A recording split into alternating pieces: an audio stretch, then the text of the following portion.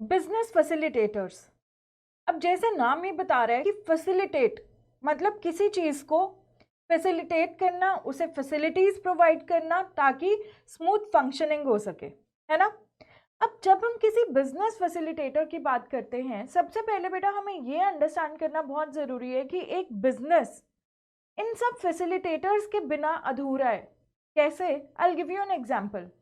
Suppose करो आप आज की डेट में सोचते हो कि आपको एक बिजनेस स्टार्ट करना है, आपके दिमाग में आइडिया है, you have innovation, you have idea, right, you have will to do the business. लेकिन अगर आपको सोर्सेस ऑफ फाइनेंस ना मिले, अगर आपको हेल्प ना मिले, जो आपने प्रोडक्ट बनाना है उसका रॉ मटेरियल आपकी फैक्ट्री के अंदर कैसे आए, अगर आपका बनाया हुआ प्रोडक्ट कंज्यूमर तक कैसे पहुंचे, इन सारी चीज़ों की हेल्प ना मिले, तो आप मुझे 1 मिनट के लिए सोच के बताओ कि क्या आप प्रॉपर वे में बिजनेस कंडक्ट कर सकते हो? You can not, right? So whenever we talk about business facilitators, basically business facilitator is no one other than a system जो किसी भी बिजनेस ऑर्गेनाइजेशन को अपनी एक्टिविटीज कैरी ऑन करने में, इनफैक्ट स्मूथली कैरी ऑन करने में हेल्प करता है।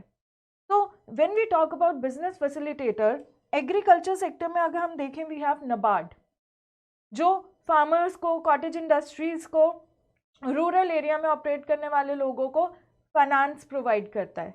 Then we have Competition commission of India. Competition commission of India competition act, ऐसी एक्ट्स के through a fair trade practices economy में मेंटेन करने की कोशिश करता है। Then we have RBI. RBI is the central bank of our nation, right. और RBI क्या करता है? मनी सप्लाई को कंट्रोल करता है। मनी सप्लाई को कंट्रोल क्यों करता है? ताकि जो फ्लक्चुएशंस हैं लाइक इन्फ्लेशन, डिफ्लेशन, ये सारी चीज़ें कर्ब हो सके। Then we have SEBI. SEBI क्या करता है? हमें पता है कि जो कॉर्पोरेट फॉर्म ऑफ ऑर्गेनाइजेशंस होती हैं, business organisations like company, LLP, ये लोग जनरल पब्लिक से पैसा उठाती हैं, राइट। उनका सोर्स ऑफ फंड सिर्फ बैंक के लोन्स नहीं होते, उनकी खुद की पर्सनल एसेट्स नहीं होती, लेकिन जनरल पब्लिक का हार्ड अर्न मनी भी होता है। तो उस प्रैक्टिस के अंदर, उस प्रोसेस के अंदर रेगुलेशन लेकर आना, ट्रांसपेरेंसी लेकर आना, वो सारी चीज़ें सेबी करता है। तो apart from all these, you know, we have so many facilitators. अब इस चैप्टर के अंदर हम इन ब्रॉड इन चार्ज फैसिलिटेटर्स की बात करेंगे, इन्हें डिस्कस करेंगे, हम इनकी हिस्ट्री स्टडी करेंगे, हम इनके रोल स्टडी करेंगे कि एक बिजनेस के अंदर ये फैसिलिटेटर्स क्या करते हैं। Now guys, from this chapter what we need to focus on, focus areas. सबसे पहला, इनकी हिस्ट्री। जैसे हमने चैप्टर नंबर 3 में कंपनीज की हिस्ट्री देखी थी, कब इनकॉर्पोरेट हुआ, पर्पस क्या था, ऑल सच थिंग्स, वही हम यहाँ पर इन ऑर्गेनाइजेशंस के बारे में याद रखेंगे। हाँ जी, हमें याद रखना होगा क्योंकि पेपर में इस डेटा के ऊपर क्वेश्चंस पूछे जाते हैं। देन हमारे पास सेबी और आरबीआई, इनकी कॉन्स्टिट्यूशन है, इनकी बॉडी है कि स्ट्रक्चर क्या है, कितने चेयरमैन होंगे, उस चेयरमैन के अंडर कितने लोग होंगे, वो सब लोग कौन चूज करेगा, हमें वो स्ट्रक्चर भी याद रखना होगा, ठीक है। एंड ओवरऑल कौन सा बॉडी क्या फंक्शन परफॉर्म करता है, we need to remember that as well. तो बहुत कुछ नहीं है इस चैप्टर में, it's a small chapter, it is very very easy chapter, right? So let's begin by reading our notes. In chapter number 5, we will concentrate on business facilitators, जो दो type के होते हैं, एक होते हैं फंडिंग इंस्टीट्यूशंस और एक होते हैं non funding institutions.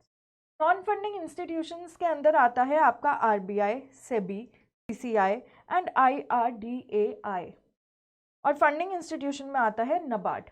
Now why these are non funding institutions? Because ये डायरेक्टली फंड नहीं करते, हमें लोन नहीं देते। अगर हमें लोन चाहिए, क्या हम आरबीआई के पास जाते हैं? नहीं जाते ना आरबीआई के पास, हम तो कमर्शियल बैंक के पास जाते हैं। तो आरबीआई क्या करता है? आरबीआई बैक एंड पे मनी सप्लाई को कंट्रोल करता है, रेगुलेट करता है। सिमिलरली सेबी क्या करता है? सेबी बैक एंड पर listing, trading of shares and securities को कंट्रोल करता है। So these are non funding institution. लेकिन नबार्ड क्या है? नबार्ड डायरेक्टली फंड करता है हमारे रूरल एरियाज के अंदर ऑपरेट करने वाले फार्मर्स, कॉटेज इंडस्ट्री एक्सेट्रा को। Fine, therefore this is known as a funding institution. Now, in this chapter, we will study about business facilitation, which is nothing but a system of arrangements that ease the doing of business, जो हमारे business को करने में हमारी help करते हैं, business को smoothly run करने में हमारी हेल्प करते हैं. Fine. The way we simplify our lives and make us comfortable, business facilitators do the same for the businesses. We rationalize needs in the context of complexities associated with pursuing business as an occupation or career, vis-a-vis a well-defined employment and not a complex professional practice. तो ultimately इसके अंदर यही बोला है कि services like banking, insurance, transport, warehousing, ये सारी services के बिना आज की डेट में बिजनेस करना बहुत मुश्किल होगा. ठीक है ना, इसीलिए इन्हें बिजनेस फैसिलिटेटर कहा गया है. जब हम बिजनेस फैसिलिटेटर को देखते हैं बेटा, तो हमारे पास ब्रॉडली ये 3 लोग आते हैं. एक होता है पॉइंट ऑफ कॉन्टैक्ट, दूसरा ऑक्सिलरीज और एड्स टू ट्रेड, और तीसरे होते हैं हमारे funding and non funding institutions. ठीक है ना. जो पॉइंट ऑफ कॉन्टैक्ट होता है, basically they are are facilitators, they are the first leg of the facilitator. अब इसके अंदर हम लोग क्या कहते हैं, हम ये कहते हैं, let's take an example of freight forwarder. Freight forwarder कौन होता है? बेसिकली ये वो इंसान होता है जो शिपमेंट्स कैरी करता है. जैसे हम लोग अगर अमेजोन या मिंत्रा से कुछ परचेज करते हैं तो ब्लू डार्ट, शिप रॉकेट, है ना, डिलीवरी, ये सब कौन है? ये सब पॉइंट ऑफ कॉन्टैक्ट है, जो कि ऑक्सिलरीज टू ट्रेड यूज करके, which is nothing but ship, truck, railway, roadways, इन सबको यूज करके एक प्रोडक्ट को उसके असली कंज्यूमर तक पहुंचाते हैं. ठीक है ना. और इन सारी एक्टिविटीज को करने के लिए बेटा हमें चाहिए होते हैं funding and non funding institution. So point of contact help the business in several ways. For example, a freight forwarder who is a person और कंपनी, ये एक इंडिविजुअल भी हो सकता है, एक कंपनी भी हो सकती है, जो हमारे शिपमेंट्स को ऑर्गेनाइज करती है for business firm to get goods from the manufacturer और प्रोड्यूसर टू द कंज्यूमर और the final point of sale. Freight forwarders network with shipping companies, airlines, railways and roadways, क्या करने के लिए? To transit and to transport the goods. फिर आता है business incubator. आप लोगों ने कभी कोवर्किंग स्पेसेस का नाम सुना है? Coworking space, coworking space, have you ever heard about it? Basically coworking spaces के अंदर क्या होता है, जैसे अब आप लोग 5 साल बाद सीए बन जाओगे, ठीक है, और आपको प्रैक्टिस स्टार्ट करनी है, लेकिन आपके पास इतने फंड्स नहीं है कि आप किसी ऑफिस स्पेस के अंदर इन्वेस्ट करो. अभी नए नए सीए बने हो, अभी तो इतने क्लाइंट्स भी नहीं है, तो आपने क्या सोचा? आपने ये सोचा कि देखो सब कुछ ऑनलाइन ही होता है, एक लैपटॉप मुझे चाहिए, एक प्रिंटर मुझे चाहिए, ये 2 चीज़ें मैं ले लेता हूँ. फिर आपने सोचा कि यार अगर क्लाइंट से मीटिंग करनी होगी तो मैं कहाँ जाऊँगा? हर बार रेस्टोरेंट में जाना भी अच्छा नहीं लगता, बड़ा ही ऑकवर्ड हो जाएगा कि रेस्टोरेंट का बिल कौन देगा, और फिर वो एडेड खर्चा हो जाएगा मेरी जेब में. तो क्या किया जाए? तो you can always go to a co working space. Basically ये बिजनेस इंक्यूबेटर्स होते हैं जो कि फाइनेंशियली, टेक्निकली सपोर्ट प्रोवाइड करते हैं एंटरप्रेन्योर्स को, यंग प्रोफेशनल्स को, like people like you, right. तो कुछ नहीं होता, एक बहुत बड़ा ऑफिस होता है, उसके अंदर क्यूबिकल्स कट किए होते हैं. आप रेंटल बेसिस पर उन क्यूबिकल्स को ले सकते हो, on basis of everyday basis, on weekly basis और मंथली बेसिस, और वहाँ पर अपनी मीटिंग्स कंडक्ट कर सकते हो without making any fixed investment in an office space. उसे हम बिजनेस इंक्यूबेटर कहते हैं. फिर आता है फाइनेंशियल कंसल्टेंट, जैसे कि चार्टर्ड अकाउंटेंट्स. हमारे बिना भी बिजनेस वर्ल्ड अधूरा है. Yes, this is very very true. Why?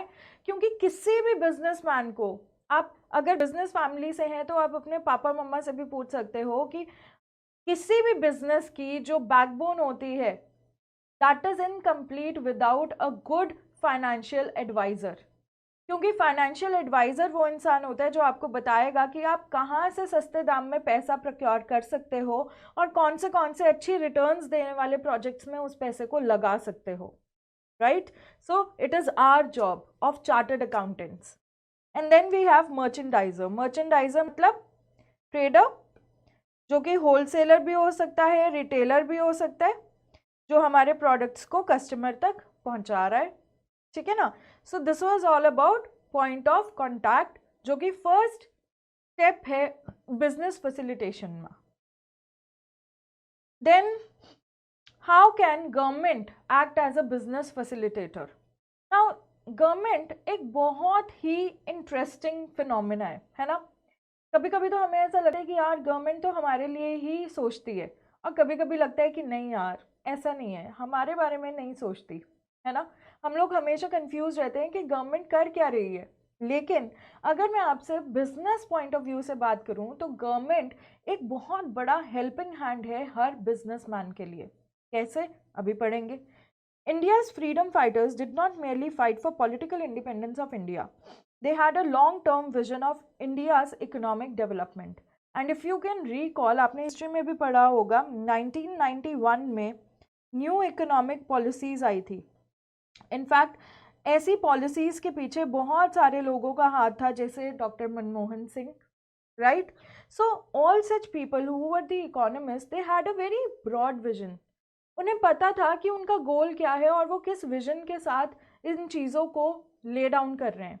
इतनी सारी एक्ट्स जो हम पढ़ते हैं आज की डेट में, इतनी सारी चीज़ें जो हो रही हैं every now and then businesses के अंदर, उन सारी चीज़ों के पीछे बहुत बड़ा विजन होता है, ठीक है ना। ऐसा ही एक विजन था उस टाइम की गवर्नमेंट का, जिन्होंने ये चाहा था कि जो इंडिया की इकोनॉमिक डेवलपमेंट है वो तेज़ी से हो सके, वो बेहतर हो सके, और India developing country, under developed से डेवलपिंग एंड डेवलपिंग से डेवलप्ड कंट्री में आ जाए। In fact if you can recall, जो भी न्यू गवर्नमेंट आती है वो एक बजट लेकर आती है कि हम अपने 5 साल के पीरियड के अंदर इंडिया की इकोनॉमी को वर्ल्ड इकोनॉमी में इस नंबर तक ले जाएंगे। जैसे हमारी बीजेपी गवर्नमेंट ने कहा था कि हम इसे 5 ट्रिलियन इकोनॉमी बनाएंगे, राइट। तो ये जितनी भी विजन्स हैं वो सब मीट किए जाते हैं by the business community, because business community is the community जो प्रोफेशनल या सर्विस सेक्टर के साथ मिलकर हमारे देश की जीडीपी को डिफाइन करती है, राइट। ओके, सो गवर्नमेंट क्या कर रही है? गवर्नमेंट बहुत सारी पॉलिसीज बनाकर, जैसे हमने चैप्टर नंबर 4 में भी बात की थी, एलपीजी। एलपीजी एक बहुत ही इंपॉर्टेंट पॉलिसी है जिसने इंडिया के पूरे इकोनॉमी का नक्शा बदल दिया। लिबरलाइजेशन, प्राइवेटाइजेशन एंड ग्लोबलाइजेशन, जिसे हमने चैप्टर नंबर 4 में डिटेल में डिस्कस किया था, राइट। तो थ्रू दीज पॉलिसीज गवर्नमेंट क्या करती है? गवर्नमेंट ट्राई टू शेप और give direction to the business community. Therefore government in itself is a business facilitator, ठीक है बेटा। Now non funding institutions of business facilitation, इसके अंदर बहुत सारे इंस्टीट्यूशंस आते हैं जिन्हें अब हम 1 by 1 करके स्टडी करेंगे।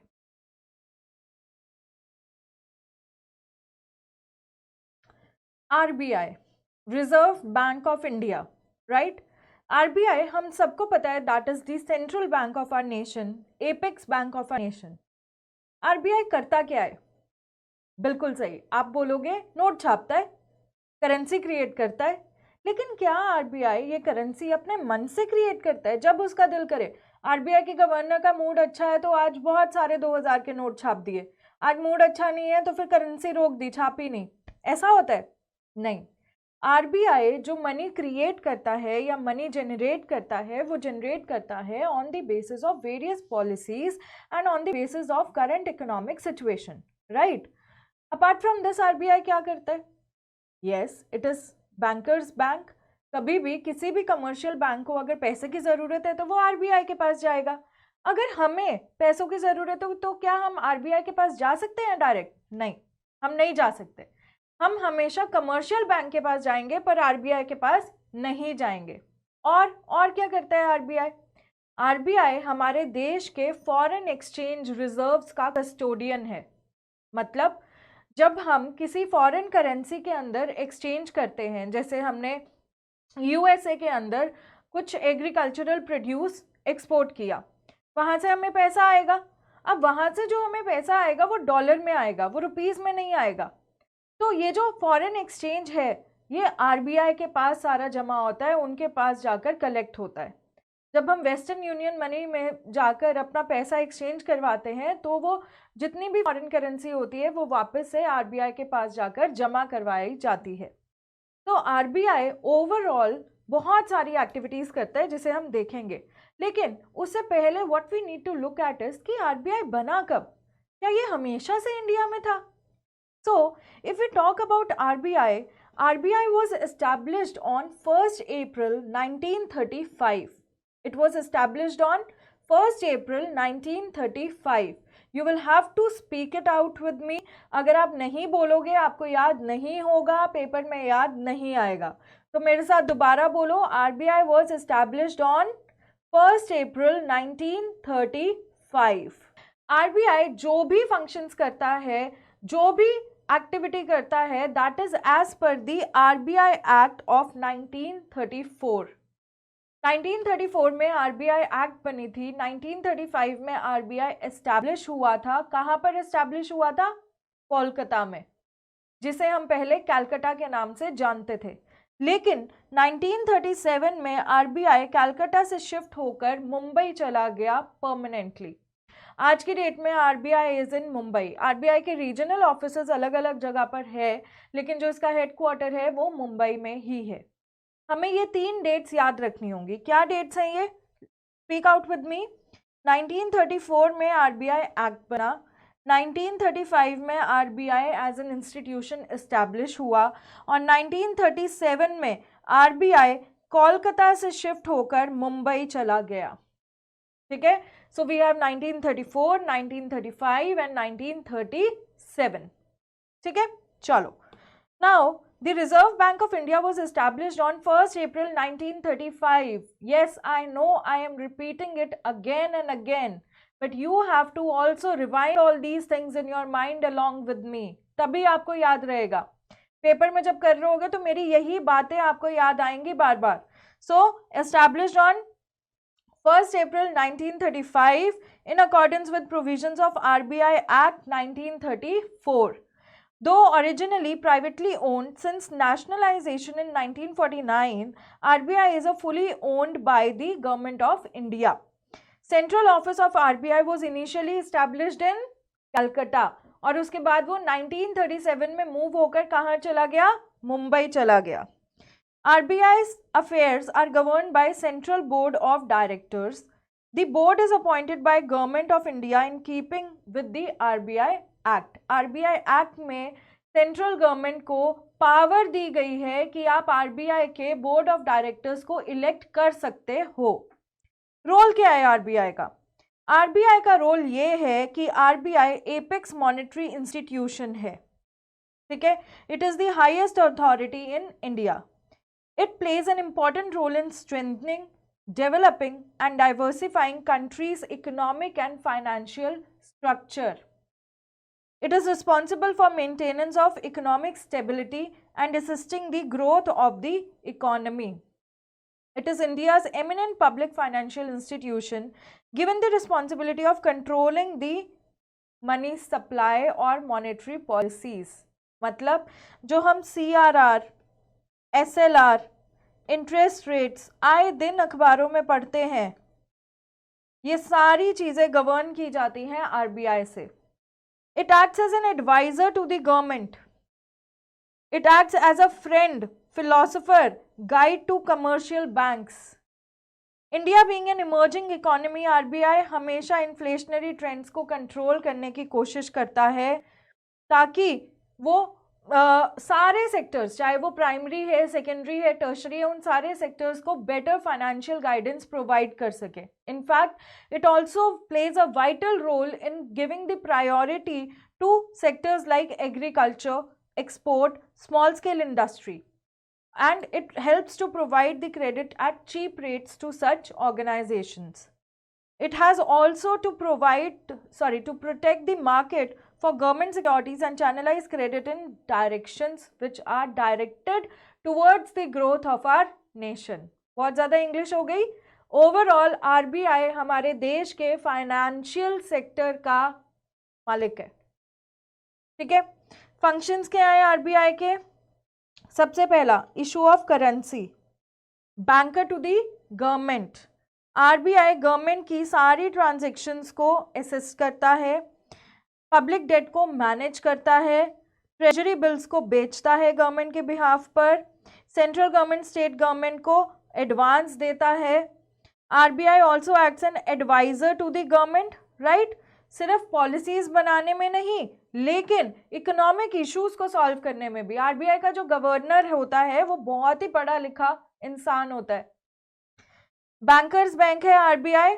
बैंकर्स बैंक क्यों कहा गया है बेटा इसे? क्योंकि आरबीआई जैसे कमर्शियल बैंक हमारे लिए बिहेव करता है वैसे ही आरबीआई कमर्शियल बैंक के लिए बिहेव करता है। अगर मुझे कोई भी फाइनेंशियल असिस्टेंट चाहिए तो मैं कहाँ जाऊंगी? मैं कमर्शियल बैंक के पास जाऊंगी, एसबीआई, एचडीएफसी। और अगर इन दोनों बैंक्स को कोई असिस्टेंस चाहिए तो वो आरबीआई के पास जाएंगे। Custodian of foreign exchange reserve, as I told you, Western Union, जो भी हमारा पैसा आता है वो सारा हम आरबीआई के पास डिपॉजिट करवाते हैं। It is controller of credit, how? By making credit policies, open market operations, CRR, SLR, ये सारी पॉलिसीज बनाता है। क्रेडिट राशनिंग करता है, प्रमोशनल फंक्शंस भी करता है। कैसे? It helps in promoting banking habits among people. अब जब हम एडवर्टीजमेंट्स देखते हैं इतने सारे बैंक्स की, वो सारी आरबीआई के थ्रू सर्टिफाई होकर, वेरीफाई होकर आती हैं, ठीक है ना। Collection and publication of data, yes, it is the apex body. जो भी हमारे स्टैटिस्टिकल डेटाज होते हैं, रिलीजेस होते हैं बजट के आने से पहले, बजट के आने के बाद, ड्यूरिंग द ईयर, जो भी हम अखबारों में पढ़ते हैं उन सारे डेटा की कलेक्शन आरबीआई करता है, ठीक है।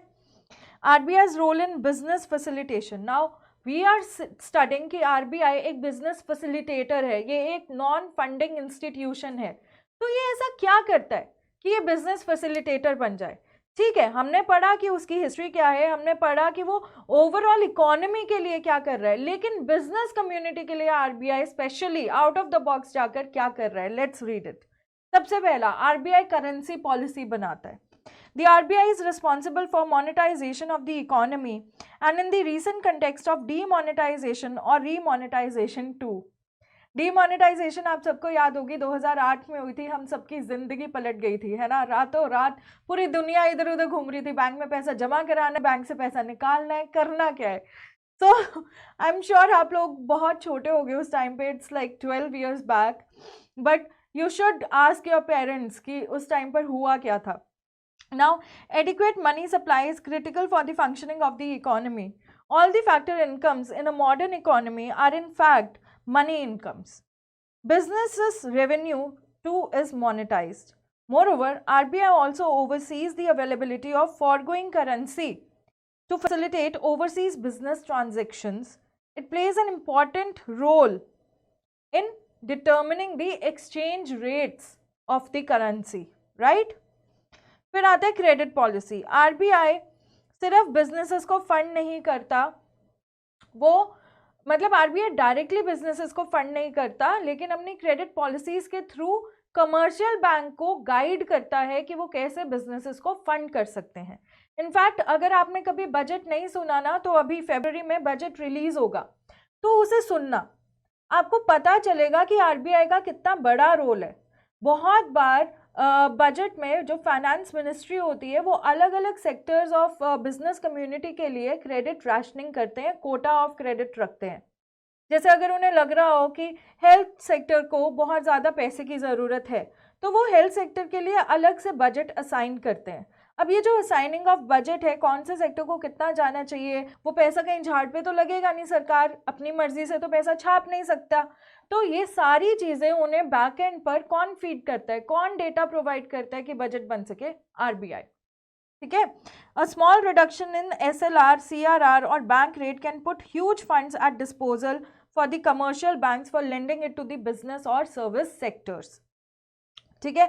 हमने बेसिस पॉइंट, आप लोग पढ़ोगे अभी चैप्टर नंबर 6 के अंदर, जब हम लोग टर्मिनोलॉजीज पढ़ेंगे तो उसके अंदर बेसिस पॉइंट भी आएगा। Basically basis point is nothing but a measure, you know, जिससे हम लोग इंटरेस्ट रेट्स को मेजर कर सकते हैं, डिटर्मिन कर सकते हैं। फिर सीआरआर और एसएलआर क्वांटिटेटिव मेजर्स होती हैं क्रेडिट पॉलिसी की, जिससे हम लोग अवेलेबिलिटी ऑफ फंड्स अफेक्ट कर सकते हैं। कैसे अफेक्ट करते हैं? देखें क्या होता है ये। आई एम श्योर आपको पता होगा कि ये क्या होता है, लेकिन still I want to discuss with you people. देखो ये है SBI या HDFC ले लेते हैं, ये है RBI, ठीक है। Now HDFC and RBI are two banks. This is commercial bank and this is central bank. हम लोगों को जो भी पैसा डील करना होता है, हम लोग कमर्शियल बैंक के पास जाते हैं एक्सेप्टेंस ऑफ डिपॉजिट्स के लिए या लोन्स की एडवांसमेंट के लिए, ठीक है ना। अब ये जो कमर्शियल बैंक है, इसके पास एक इंसान डिपॉजिट करने आया अपना पैसा, ये इसी डिपॉजिट को लोन के रूप में किसी और को दे देगा, राइट। अब सपोज करो जिसको इसने लोन पे दिया वो 3 सालों के लिए दिया, पर जिससे डिपॉजिट पे लिया सेविंग्स, हम तो अपनी सेविंग्स अकाउंट में कभी भी जमा करवाते हैं, कभी भी निकलवाते हैं, राइट। सपोज करो ये इंसान कल ही आ गया और कहते हैं कि मेरे को मेरा पैसा वापस चाहिए जो मैंने डिपॉजिट करवाया था। अब HDFC का मैनेजर सोचेगा, हाय राम, मैं पैसा कहाँ से लेकर आऊं, मैंने तो लोन पर दे दिया। अभी यही सोचते हैं कि इनके पास यही 2 कस्टमर्स है, ठीक है ना। तो RBI ने कमर्शियल बैंक्स को ये कहा हुआ है कि आपके पास जो भी डिपॉजिट आता है उसका सर्टेन परसेंटेज आप लोग मेरे पास कैश रिजर्व की तरह रख लो। Now what is a cash reserve? Cash reserve का मतलब ये है कि अगर ये 10 लाख रुपए डिपॉजिट करके गया, तो सपोज 10 लाख का 10% CRR अगर चल रहा है, तो 1 लाख रुपए कैश रिजर्व आप लोग मेरे पास रखवा दो। कल को जब आपको कैश क्रंच होगा, तब मैं इसी CRR, ये जो 1 लाख आपने रखवाया है, इसको मल्टीप्लाइंग इफेक्ट में यूज करके, मल्टीप्लाइंग इफेक्ट में कन्वर्ट करके इसका 4 गुना 5 गुना पैसा आपको दे दूंगा, ताकि आप अपने कैश क्रंच, लिक्विडिटी क्रंच को मीट कर सको। ये एक बहुत ही डिटेल कॉन्सेप्ट है बेटा, जो आपने +2 में पढ़ा भी होगा, मैं अभी बहुत डिटेल में नहीं जा रही हूँ। इसे कहते हैं CRR।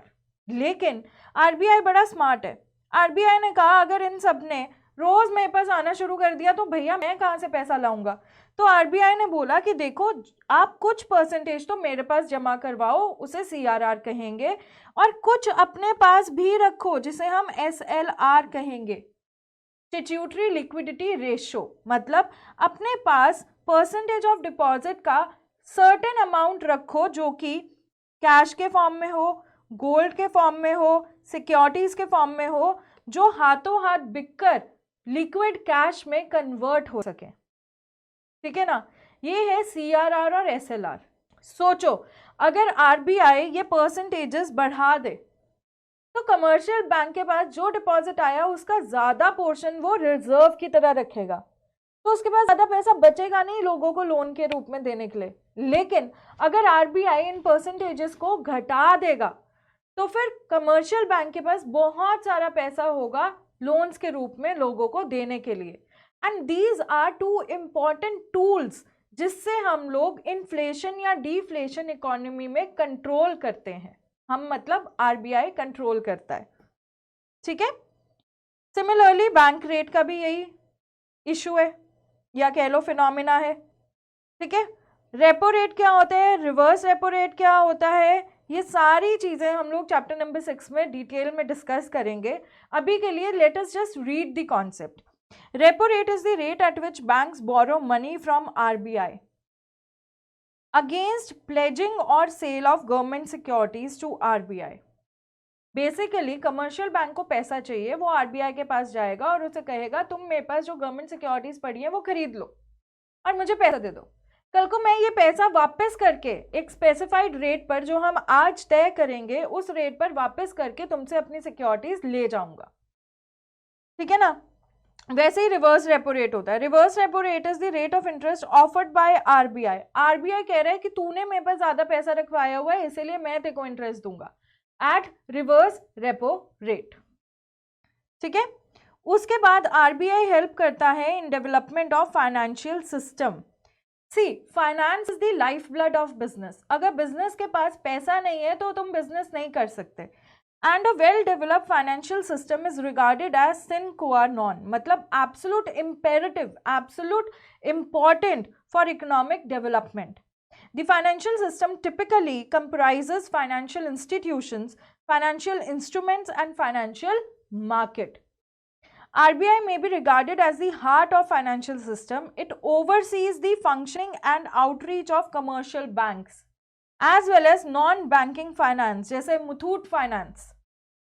The funds that RBI stipulates using the SLR and CRR, वो क्या किए जाते हैं, वो चैनलाइज किए जाते हैं into production activities by development banks, जो हम इसी चैप्टर में आगे पढ़ेंगे भी, ठीक है ना। तो आरबीआई एक तरीके से कंट्री का पूरा फाइनेंशियल सिस्टम को स्ट्रक्चर करता है। फिर funds transfer and payment mechanism, this is also integral part of any business activity. आज की डेट में तो वैसे भी हर चीज ऑनलाइन हो रही है, बैंक्स के थ्रू हो रही है। गवर्नमेंट ने इनकम टैक्स में इतने स्ट्रिक्ट लॉज डाल दिए हैं कि हम लोग कैश में ट्रांजैक्शन, कोई भी बिजनेसमैन कैश में ट्रांजैक्शन करने से पहले 4 बार सोचेगा।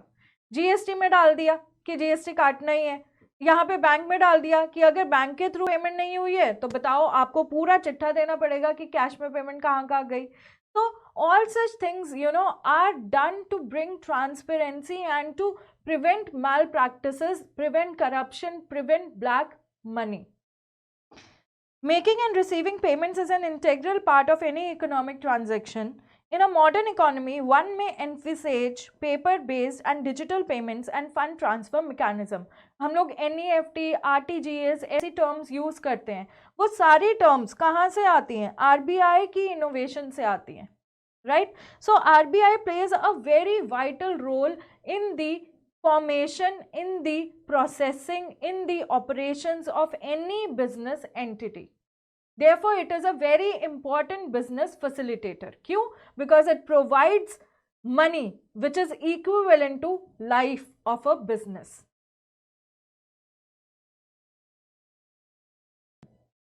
Securities and Exchange Board of India, SEBI, है ना। SEBI के बारे में हम सब जानते हैं। हमें पता है कि सेबी एक ऐसी बॉडी है जो कैपिटल मार्केट को रेगुलेट करती है। कैपिटल मार्केट में जो स्टॉक्स की ट्रेडिंग होती है उसे रेगुलेट करती है, ताकि जो इन्वेस्टर है वो उसके साथ कोई फ्रॉड ना हो, right. So SEBI was established by the Government of India on 12th April 1988, an important date we all need to remember. RBI कब establish हुआ था? 1935 में। सेबी कब हुआ? 1988 में। And given statutory powers in 1992 with SEBI Act 1992 being passed in the Parliament. SEBI की act पास हुई थी 1992 में। आरबीआई की एक्ट कब पास हुई थी बेटा? 1934। Very good. SEBI Act came into force on 30th January 1992. SEBI is an authority to regulate and develop the Indian capital market and protect the interest of investors in the capital market. Controller of capital issues has been repealed by SEBI. तो मतलब SEBI से पहले क्या था? SEBI से पहले था controller of capital issues, और SEBI ने इसे रिप्लेस किया था, ठीक है ना। जैसे प्लानिंग कमीशन को नीति आयोग ने रिप्लेस कर लिया है, याद आ रहा है ना। SEBI has its headquarters at the business district of Bandra Kurla complex in Mumbai and has northern, southern, eastern, western regional offices in all the 4 metro cities, Delhi, Kolkata, Chennai and Ahmedabad respectively. Controller of capital issues was the regulatory authority before SEBI came into existence. It derived authority from the capital issues. In April 1988, the SEBI was constituted as the regulator of capital markets in India under the resolution of Government of India. SEBI is managed by a board. SEBI का एक board है जिसमें कौन कौन आता है? एक chairman आता है who is appointed by central government and उसके पास एबिलिटी है, इंटेग्रिटी है standing in the field of securities market, law, finance, accountancy, economics, administration, everything. अब यहाँ पे 3 वर्ड हुए बेटा, ability, integrity and standing in the field, मतलब knowledge in the field of, work experience in the field of, ability मतलब competency, and integrity मतलब freedom, unbiased. Okay, next, it has 2 members जो ministry of central government from finance और companies वहां से nominate करेगी। 1 member होगा RBI का and 5 other members होंगे, जिसमें से 3 मेंबर होल टाइम मेंबर होंगे। डरो मत, मैंने एक बहुत ही इंटरेस्टिंग चार्ट बनाया हुआ है जिसमें ये सब दिया हुआ है, आपको वहां से मैं towards the end of this lecture learn करवा दूंगी। डरने की बिल्कुल ज़रूरत नहीं है, हमें ये याद हो जाएगा, I can assure you. Okay, let's come to functions and responsibilities of SEBI. Now the preamble of SEBI functions describe करता है, SEBI has to be responsive to the needs of 3 groups. SEBI 3 लोगों के बारे में ध्यान रखता है। एक, इशूअर्स ऑफ सिक्योरिटीज, मतलब कंपनीज जो सिक्योरिटीज इशू कर रही हैं। दूसरा, investor, people like you and me, जो उन कंपनीज के शेयर्स को परचेज करते हैं। ठीक है। तीसरा, द मार्केट इंटरमीडियरीज, मतलब कि जो ब्रोकर्स हैं। Now SEBI has 3 functions, SEBI के 3 फंक्शन है, quasi legislative, quasi judicial and quasi executive. Under legislative capacity SEBI क्या करती है, रेगुलेशंस बनाती है। अंडर जुडिशियल वो रूलिंग्स पास करती है, ऑर्डर्स पास करती है, अभी देखेंगे कैसे। अंडर एग्जीक्यूटिव वो इन्वेस्टिगेट करती है, एनफोर्स करती है एक्शंस को बाय दीज 3 पीपल। ठीक है। दो it's makes it very powerful, there is an appeal process to create accountability। अब इन्होंने कहा कि अगर आपका स्टॉक मार्केट में कोई आपके साथ धोखाधड़ी हो गई है तो सेबी उसको सबसे पहले सुनेगा। There is a securities appellate tribunal in the SEBI itself, जहां पर ये सारे केसेस डील किए जाते हैं। लेकिन ताकि सेबी को एक मोनोपोली ना मिल जाए, इसीलिए यहाँ पर उसके ऊपर एक गवर्निंग बॉडी बिठाई गई है, जिसके मेंबर हैं मिस्टर जस्टिस JP देवधर, जो बॉम्बे हाई कोर्ट के फॉर्मर जज भी रह चुके हैं।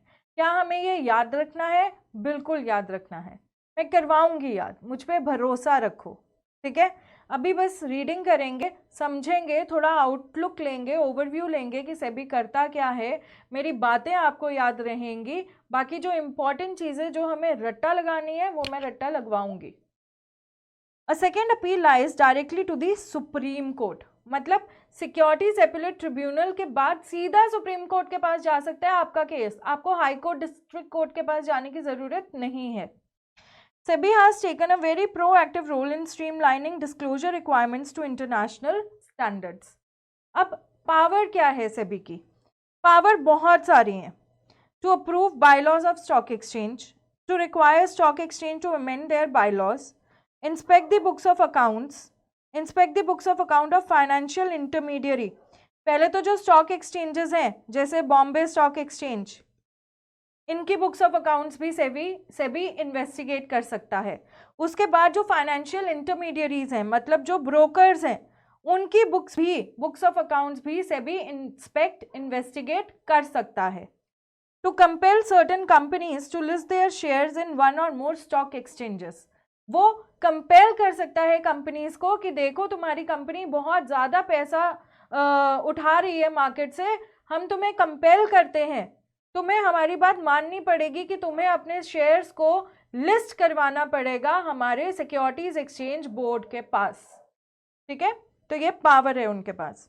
Now as a business facilitator SEBI बहुत सारे रोल्स प्ले करता है।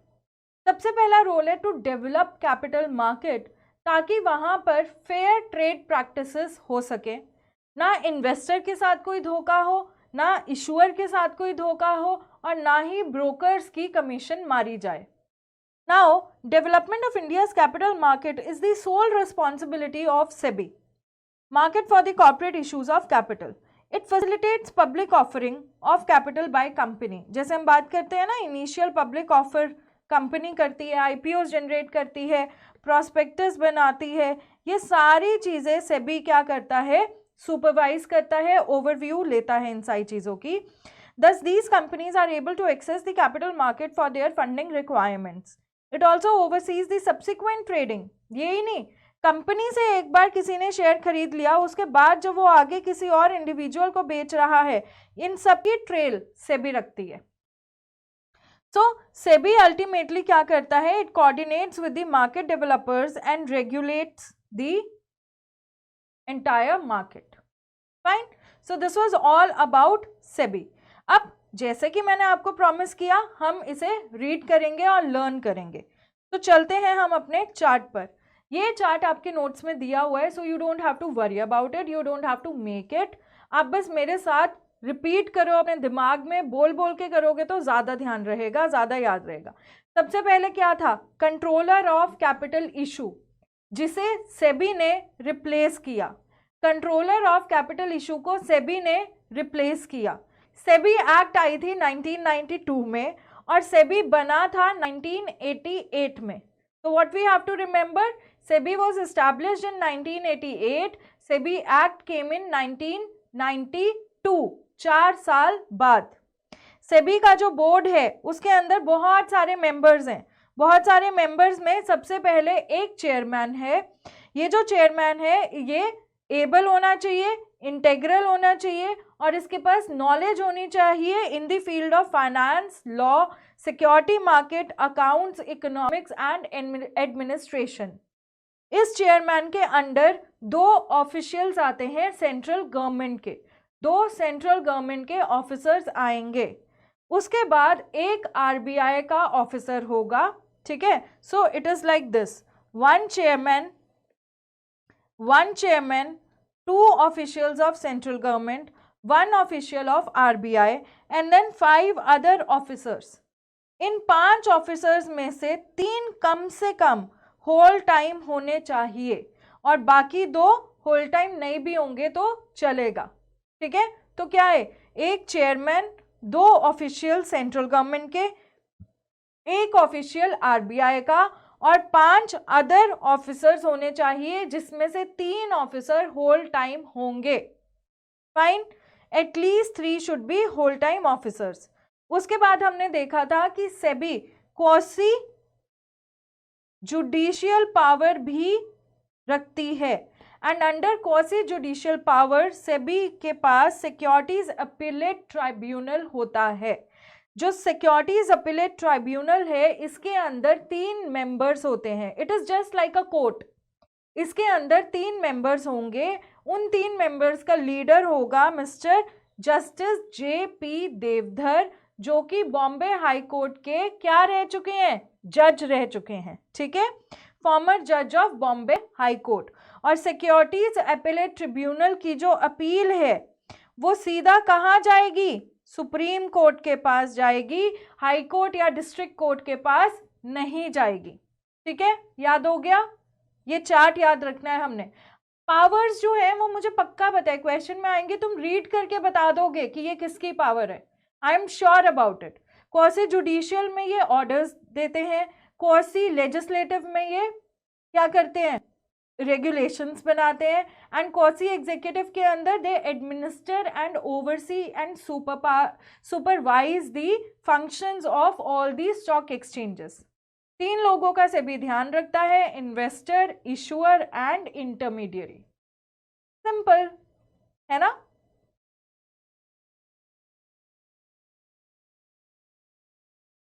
Competition commission of India, basically competition commission of India एक ऐसी बॉडी है, एक ऐसी ऑर्गेनाइजेशन है जो इंडिया के अंदर जितने भी बिजनेसेस हो रहे हैं, जो भी कंपेटिटर्स हैं, उन सब के अंदर fair trade practices, unadulterated good, ये सारी भावनाएं जागरूक करती है।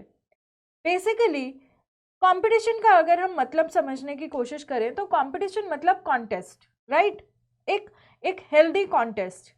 अब ये जो कॉन्टेस्ट है ये सब में होता है, ह्यूमन बीइंग्स में, आपस में, स्टूडेंट्स में होता है, भाई बहन में होता है, किसके ज़्यादा मार्क्स आएंगे, किसके कम मार्क्स आएंगे।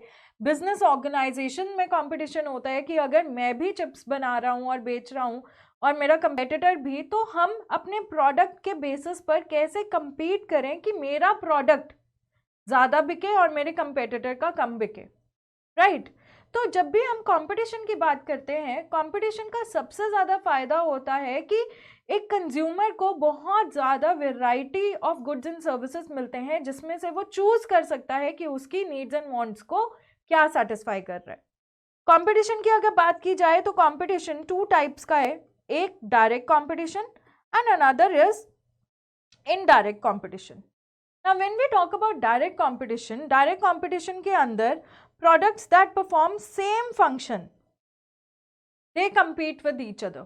जैसे McDonald's and Burger King, they are under direct competition. अगर indirect competition की बात करें तो हम close substitutes की बात करते हैं competing with each other, like fine dine restaurant और local restaurant.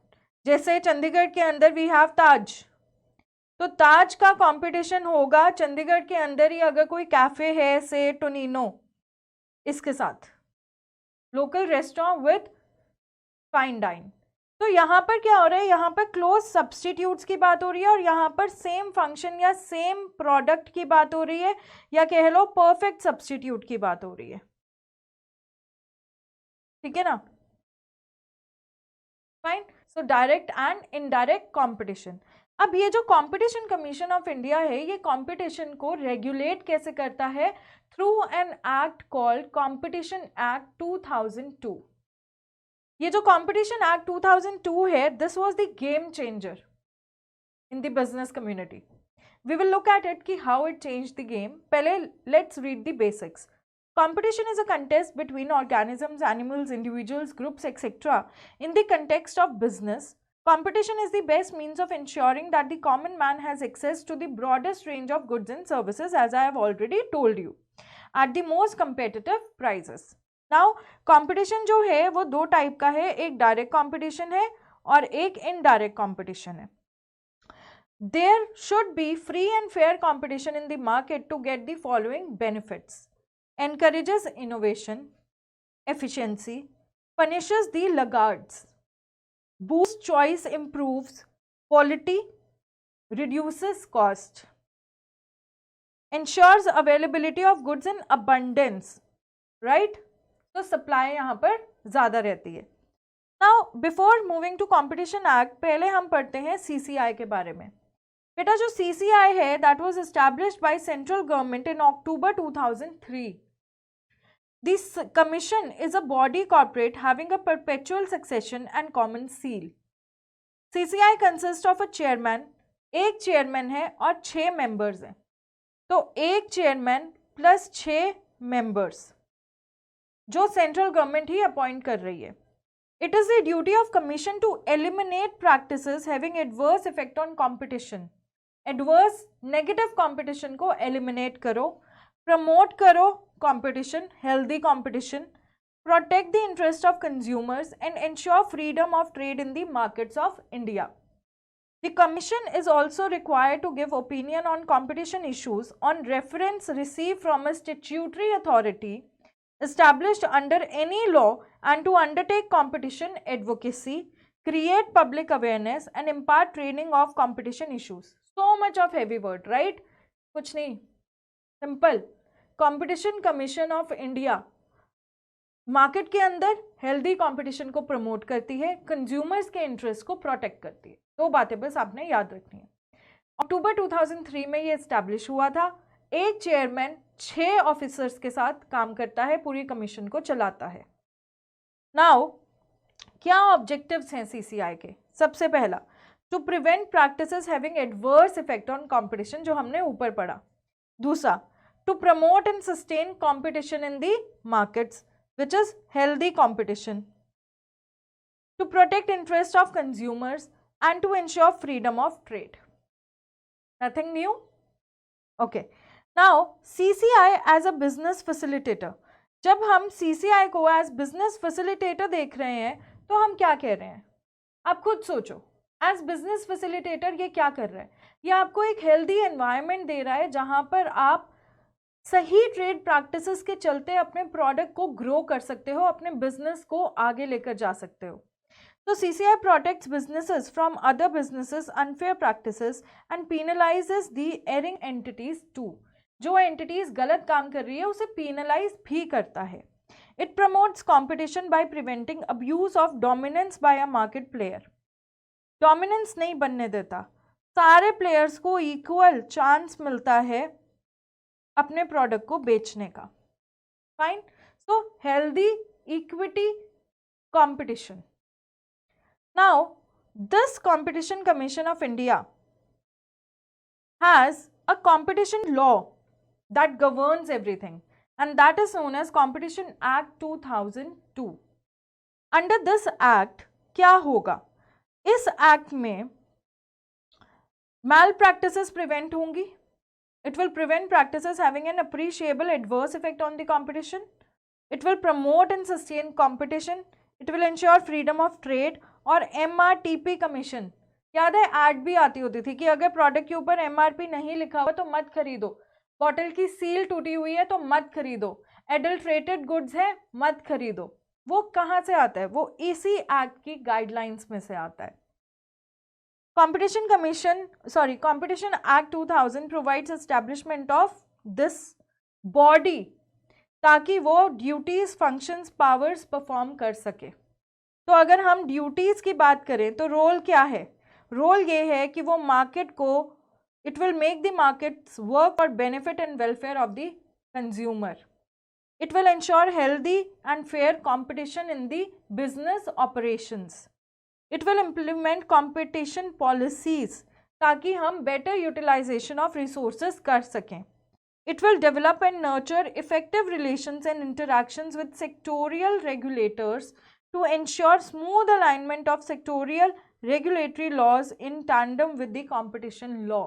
मतलब competition law तो सेंट्रल गवर्नमेंट ने बनाया, लेकिन हर स्टेट गवर्नमेंट का अपना एक लॉ होता है जिसके थ्रू स्टेट के अंदर ट्रेड किया जाता है। तो ये जो कंपटीशन कमीशन ऑफ इंडिया है, ये सेंट्रल गवर्नमेंट की पॉलिसीज और स्टेट गवर्नमेंट की पॉलिसीज के बीच में अलाइनमेंट बिठाने का काम भी करती है।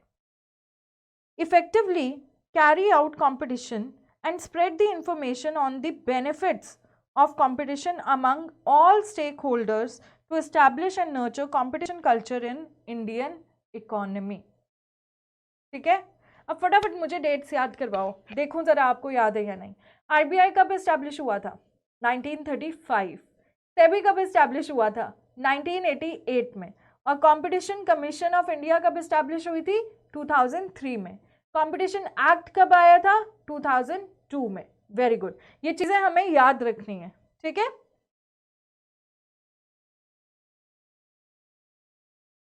IRDAI, insurance and regulatory development authority of India.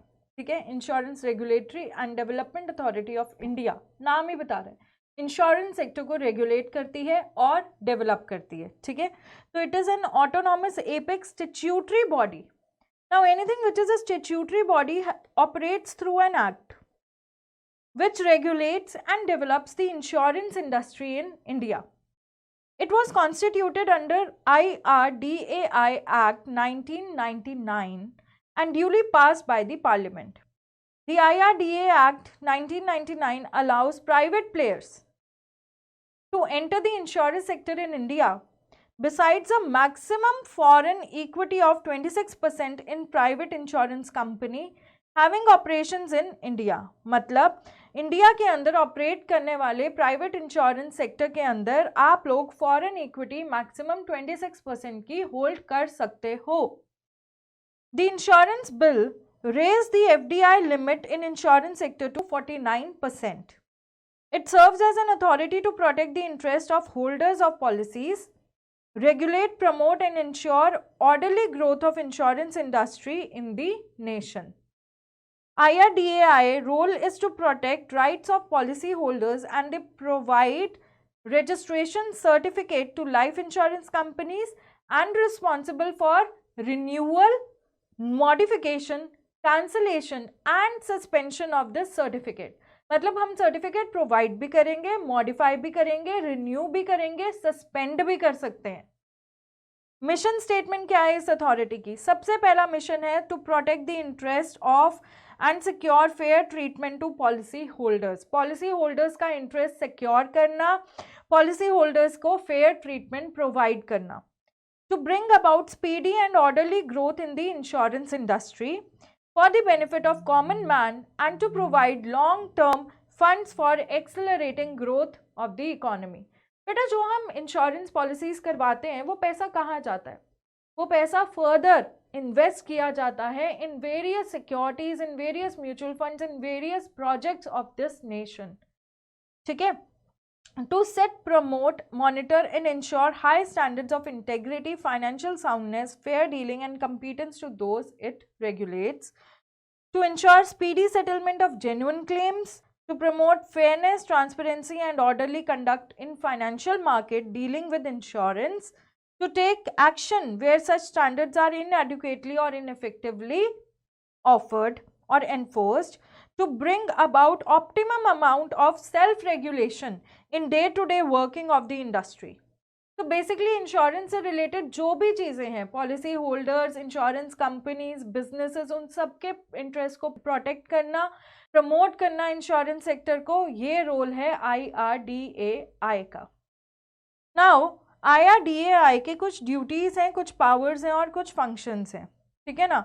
अगर हम पावर्स और फंक्शन की बात करें तो वो क्या है? सबसे पहला हमने पढ़ा था सर्टिफिकेट प्रोवाइड करना, certificate of registration, renew, modify, withdraw, suspend और cancel such registration, protect the interest of policy holders, specify requisite qualification, code of conduct and practical training for intermediary insurance intermediaries and agents। Basically जैसे SEBI stock market या finance market को वो करती थी regulate, वैसे ही IRDAI insurance market को regulate कर रहा है।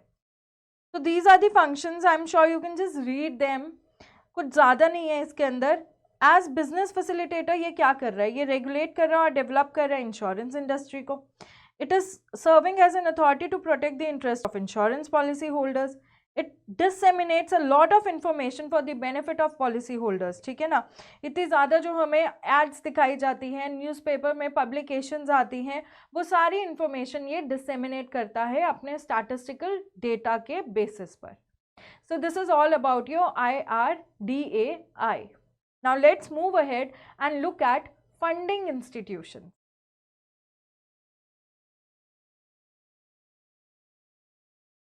फंडिंग इंस्टीट्यूशंस के अंदर बेटा आते हैं हमारे इंडियन डेवलपमेंट बैंक्स। ठीक है ना। जब हम डेवलपमेंट बैंक्स की बात करते हैं तो इट इज़ अ बैंक, लेकिन हमें पता है कि बैंक के दो मेजर फंक्शंस होते हैं, एक टू एक्सेप्ट द डिपॉजिट और दूसरा होता है to advance the loan.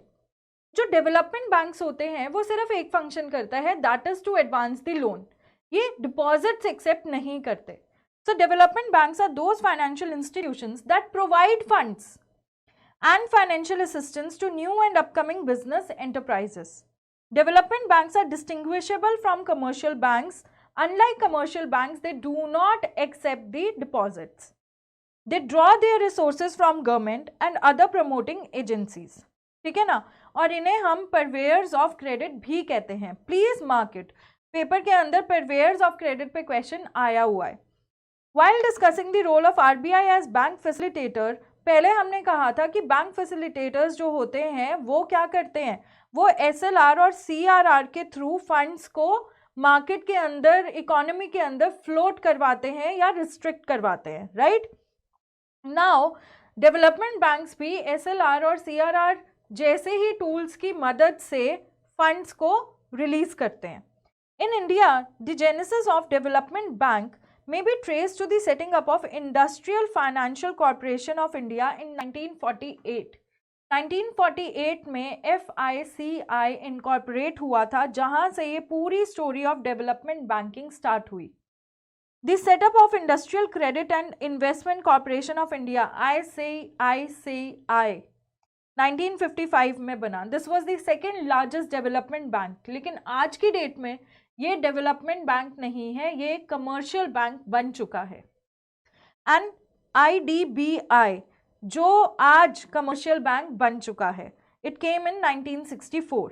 The later two are converted into commercial banks. Therefore, the IFCI is the lone serving industrial development bank in India at present. Basically 3 development banks थे जिसमें से 2 banks ICICI और IDBI commercial में convert हो चुके हैं. ठीक है. उसके बाद हमारे पास आया national bank for agriculture and rural development, जिसे हम नबार्ड के नाम से जानते हैं, जो 1982 में बना था. अब ये जो नबार्ड है ये एपेक्स डेवलपमेंट बैंक है जो मुंबई में है. इसके ब्रांचेस ऑल ओवर इंडिया हैं.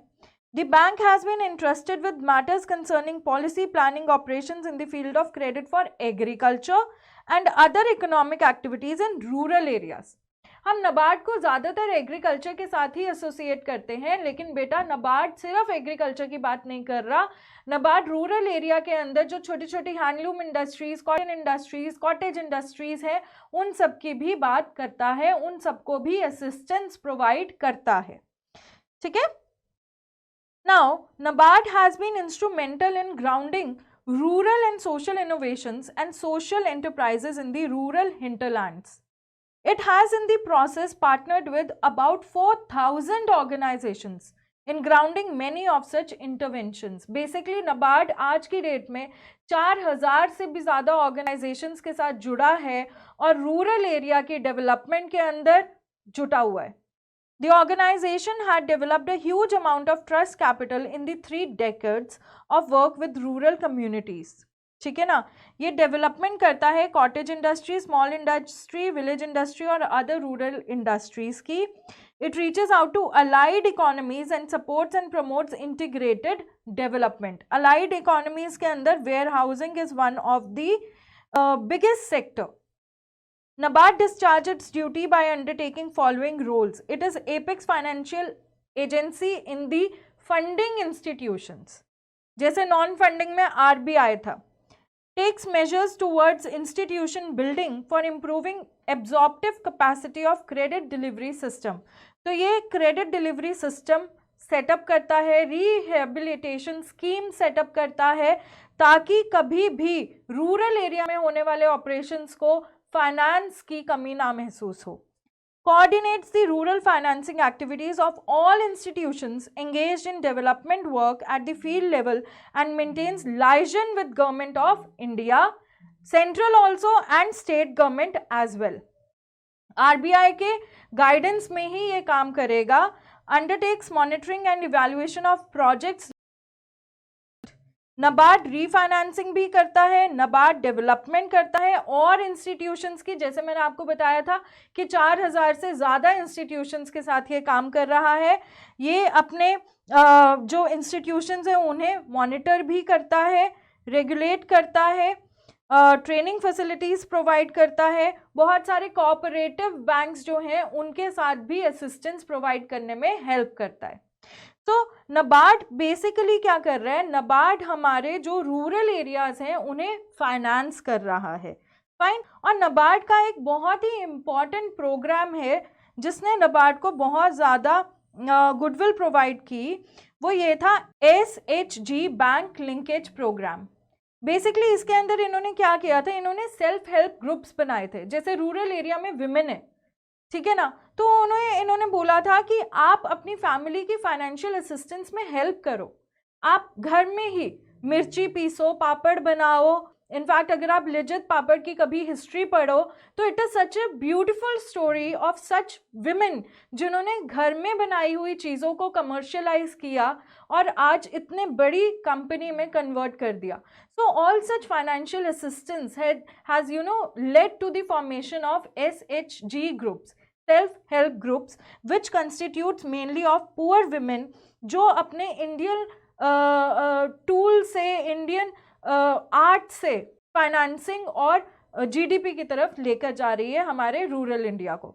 उसके बाद NABARD has a portfolio of natural resource management programmes because see when we talk about agriculture, तो हमारा इरिगेशन का सबसे बड़ा एक प्रोजेक्ट आता है कि हमें इरिगेशन फैसिलिटीज़ प्रोवाइड करनी है। तो इसके लिए यहाँ पर इन्होंने watershed development, tribal development, farm innovation, इन सारी चीज़ों के ऊपर research work, training, recruitment, dissemination of information, ये सारा काम किया है। तो NABARD is all about this. And with this we are through with our chapter number 5. What we need to remember, मैंने तुम लोगों के साथ डिस्कस किया है, easy chapter है, just go through it once and try to memorize from the charts that are provided to you.